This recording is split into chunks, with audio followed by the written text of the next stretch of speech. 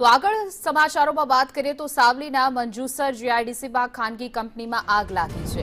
પહાડ cooling tower કંપનીમાં આગ લાગી છે, જેમાં આગ લાગતા કર્મચારીઓમાં અફરાતફરીનો માહોલ સર્જાઈ ગયો હતો। ફાયર વિભાગની 2 ટીમો ઘટના સ્થળ પર પહોંચી હતી। આગ પર કાબુ મેળવવાના પ્રયાસ શરૂ કરવામાં આવ્યા છે। દ્રશ્યોમાં જોઈ શકાય છે કે દૂર દૂર સુધી ધુમાડાના ગોટે ગોટા જોવા મળી રહ્યા હતા। આગ પર કાબુ મેળવવાના પ્રયાસ ચાલી રહ્યા છે। કયા કારણોસર આગ લાગી એ દિશામાં તપાસ કરવામાં આવશે।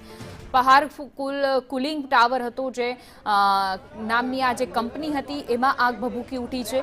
આગ લાગતા કર્મચારીઓમાં અફરાતફરીનો માહોલ સર્જાયો હતો। આસપાસ અન્ય પણ કંપનીઓ આવેલી છે, જેના કારણે લોકોમાં અફરાતફરીનો માહોલ સર્જાયો હતો। આગ લાગવાનું કારણ હજુ અકબંધ છે। ફાયર વિભાગની ગાડીઓ ઘટના સ્થળ પર પહોંચી આગ પર બુઝાવવાના પ્રયત્ન ચાલી રહ્યા છે।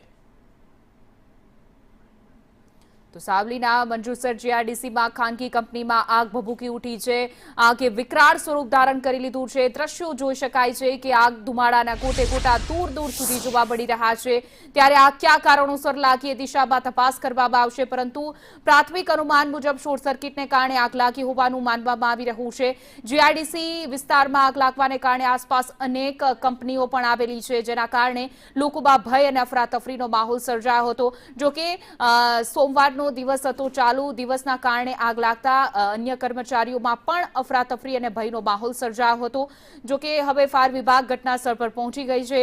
આગ બુઝાવવાના પ્રયત્ન ચાલી રહ્યા છે। સાવલીના મંજુસર જીઆઈડીસીની આ ઘટના છે, જે દ્રશ્યો જે સામે આવ્યા છે ભયાનક છે અને ડરાવના દ્રશ્યો છે। જોકે વધુ વિગતો સાથે અમારા સંવાદદાતા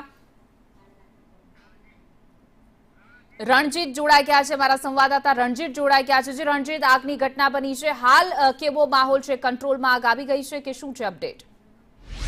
આપને સમજાવી દઉં કે મંજુસર જીઆઈડીસી માં આવેલ પહાડપુર કુલિંગ ટાવર નામની ખાનગી કંપનીમાં આવેલી છે, જેમાં કુલિંગ ટાવરના વિવિધ પાર્ટ્સ અને વિવિધ વસ્તુઓનું ઉત્પાદન થાય છે।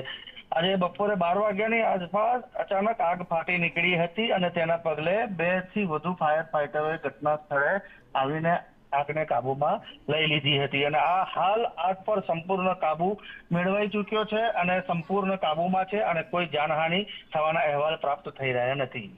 જી રણજીત, સમગ્ર માહિતી બદલ આપનો આભાર।